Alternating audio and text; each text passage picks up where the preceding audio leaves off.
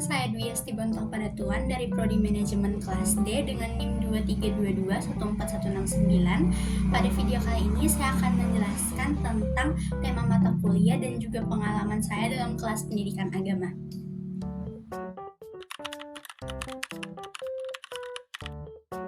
Jadi untuk bagian pertama yaitu mengenai tema mata kuliah. Jadi pada bagian ini saya memilih tema agama pada era metaverse. Mengapa saya memilih tema tersebut? Karena menurut saya tema tersebut menyangkut hal-hal yang sangat berkaitan erat dengan kehidupan kita. Kehidupan kita akan saling berdampingan dengan adanya sains dan juga agama. Namun orang-orang memiliki berbagai pandangan mengenai dua hal tersebut. Selain itu, kehidupan kita semakin hari semakin didorong dan juga bergantung dengan adanya teknologi. Teknologi semakin hari akan semakin berkembang, di mana teknologi tersebut akan dikembangkan dan digunakan oleh manusia itu sendiri. Topik ini menurut saya sangat berkaitan dengan kehidupan saya, yang membuat saya tertarik untuk membahas tentang topik ini. Kemudian hal yang menarik dari tema yang saya pilih ini, jadi hal yang menarik dari tema agama pada era metaverse ini adalah bagaimana sains dan agama itu berjalan beriringan dalam kehidupan kita. Agama dan sains merupakan dua hal yang sebenarnya cukup bertentangan, sehingga tidak sedikit orang yang percaya bahwa agama dan sains itu tidak bisa berjalan secara berdampingan. Ada orang yang lebih percaya pada sains dan ada juga orang yang lebih percaya pada agama, di mana agama itu sendiri membutuhkan atau mengutamakan iman dan juga kepercayaan, sementara sains itu mengutamakan nalar atau akal pikiran serta pembuktian terhadap segala sesuatu yang terjadi, di mana pada agama itu juga kita bisa saja mempercayai atau mengimani sesuatu yang bahkan tidak terlihat atau tidak bisa dibuktikan secara ilmiah. Kemudian sangat sulit untuk menyeimbangkan kedua hal tersebut karena mereka cukup bertentangan.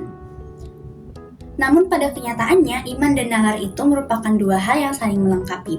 Iman tanpa nalar atau kebijaksanaan itu tidak berguna, sehingga adanya sains itu akan membuat pengetahuan kita semakin terbuka akan dunia ini.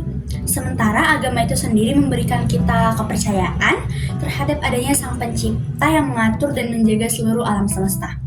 Kemudian selain mengenai sains dan agama, topik ini juga membahas mengenai teknologi dan juga perubahan-perubahan yang terjadi dalam kehidupan manusia. Hal yang menarik dari bagian ini sendiri adalah bagaimana teknologi itu semakin hari semakin berkembang dalam kehidupan kita. Teknologi menghadirkan berbagai macam perubahan-perubahan dalam kehidupan manusia yang menjadikan teknologi itu sangat berpengaruh besar dalam kehidupan.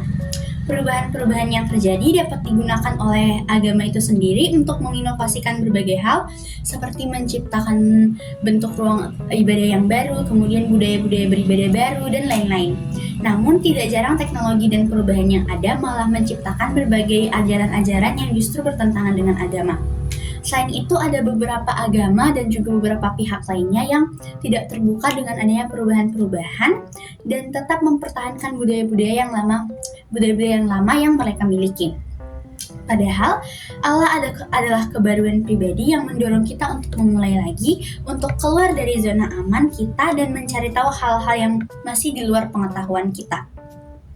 Kemudian dari kemenarikan tersebut, hal yang bisa saya refleksikan adalah bahwa dalam menjalani kehidupan, iman saja itu tidak cukup. Namun kita perlu menggunakan akal pikiran untuk memastikan kembali apakah apa yang kita imani tersebut benar atau tidak. Meskipun dalam agama ada banyak hal yang tidak bisa kita mengerti sebagai manusia biasa, namun saya akan tetap menggunakan akal pikiran saya untuk mendorong iman saya, terutama iman saya kepada Tuhan.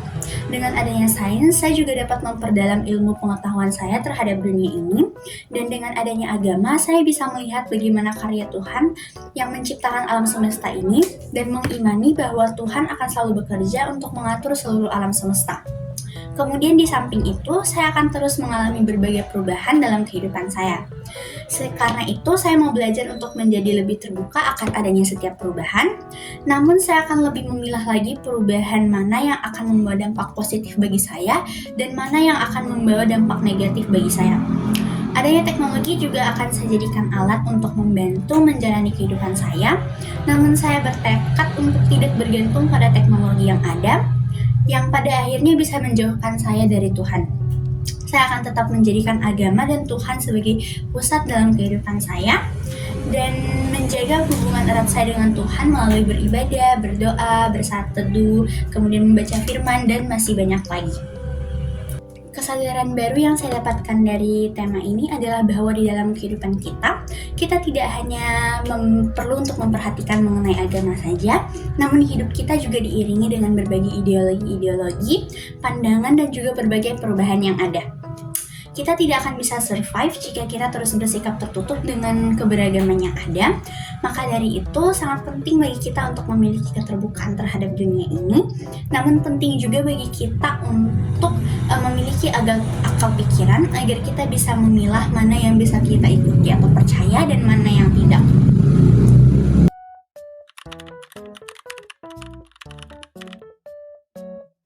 Kemudian bagian kedua mengenai pengalaman dalam kelas pendidikan agama. Jadi perubahan yang saya alami secara signifikan ialah melalui cara pandang saya, di mana saya belajar untuk memandang diri saya bahwa saya berharga meskipun saya memiliki berbagai kekurangan. Kemudian saya juga belajar untuk memandang keluarga, teman, kemudian sesama yang ada di sekitar saya dengan lebih memaknai dan menghargai keberadaan mereka dalam hidup saya karena mereka adalah orang-orang yang menyayangi saya dan membantu saya ketika saya memerlukan bantuan. Kemudian meskipun mereka memiliki berbagai kekurangan, saya merasakan bahwa keberadaan mereka di hidup saya menjadikan saya lebih berharga dan dicintai. Kemudian saya pun belajar untuk menerima segala perbedaan yang ada, bersikap lebih menghargai dan memiliki toleransi akan setiap perbedaan yang ada. Kemudian yang saya syukuri dalam kelas pendidikan agama ini adalah saya mendapatkan berbagai pengetahuan baru, di mana selama 1 semester ini saya belajar banyak sekali hal-hal baru yang meningkatkan kesadaran saya terhadap agama dan aspek-aspek lainnya dalam kehidupan saya.